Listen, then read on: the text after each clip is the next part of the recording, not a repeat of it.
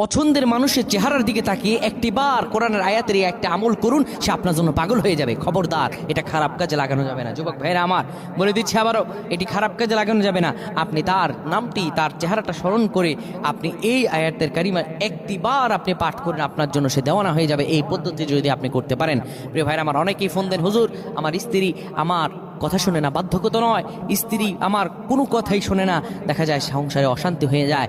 এই দুনিয়াতে সবচাইতে শ্রেষ্ঠ জায়গা হলো স্ত্রী। রাসূল সাল্লাল্লাহু আলাইহি ওয়াসাল্লাম আদ-দুনিয়া কুল্লুহা মাতাআ ওয়া খায়রু মাতাআদ দুনিয়াল মারআতু সালিহা।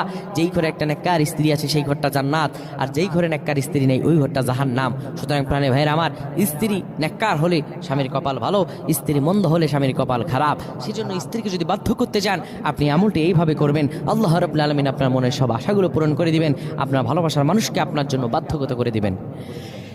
আপনি সুন্দর করে একটি পবিত্র জায়গায় চলে যাবেন, অজু বানায়া 2 রাকাত নফল নামাজ আদায় করবেন।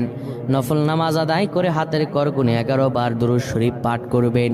দুরূদ শরীফ পাঠ করার পরে তার চেহারাটা অন্তরের মাঝে আনবেন, কিংবা তার দিকে তাকিয়ে পড়বেন, ইন্নাল্লাহা ইয়াসমাউ মাইয়াশা। এটি 33 বার পড়বেন। ইন্নাল্লাহা ইয়াসমাউ মাইয়াশা, নিশ্চয় আল্লাহ সবকিছু শোনেন, আল্লাহ যাকে ইচ্ছা তাকেও শোনাতে পারেন।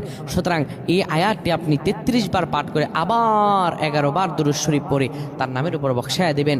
আপনি তার হৃদয়ে তাকে ধারণ করবেন, আল্লাহ রাব্বুল আলামিন আপনার পবিত্র ভালোবাসা গ্রহণ করে নেবেন, আপনার মনে আশা পূরণ করে দেবেন, তাকে বাধ্যগত করে দেবেন।